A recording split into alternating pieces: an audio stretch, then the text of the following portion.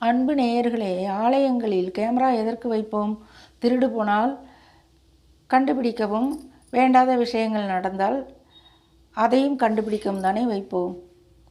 நாங்கள் மொத்தம் 7 நிர்வாகிகள், ஆலய நிர்வாகிகள். கும்பாபிஷேகம் ஆகும் வரையில் இருந்த ஒற்றுமை புதிதாய் வந்த ஒரு கெட்ட பெண்ணால் ஒரே மாதத்தில் கலைந்தது. ஆலய வளர்ச்சிக்காக யாரெல்லாம் அரும்பாடுபட்டோமோ அனைவரையும் வெளியேற்றுவதையே குறியாய் இருந்து அதில் வெற்றியும் பெற்றாள். யாரிடம் எதை சொன்னால் ரோஷப்பட்டு சென்று விடுவார்கள் என்பதை துல்லியமாய் அறிந்து அதில் மிகவும் துல்லியம் சபல புத்தி யாரிடம் உள்ளது என்பதை நன்கு அறிந்து கொண்டு காய் நகர்த்தினால் இரட்டை அர்த்த வசனங்கள் போதாதா, வென்றும் விட்டாள். அந்த ஆண் நிர்வாகியோ அத்தோடு நிற்கவில்லை.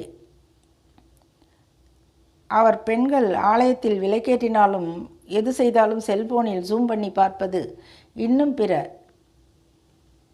இதை நாங்கள் கேட்டதால் எங்களுக்கு அந்த நபரால் இத்தனை துன்பங்கள். அத்தோடு அப்பெண் விட்டாளா?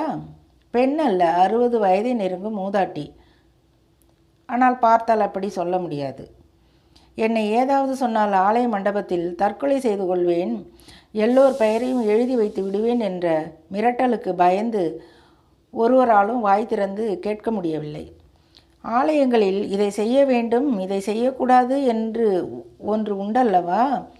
அவையெல்லாம் இப்பொழுது எங்கு சென்றன நேயர்களே? பதில் கூறுங்கள். இது பொதுவான கேள்விதான். பதில் கூறுங்கள் நேயர்களே, பதில் கூறுங்கள்.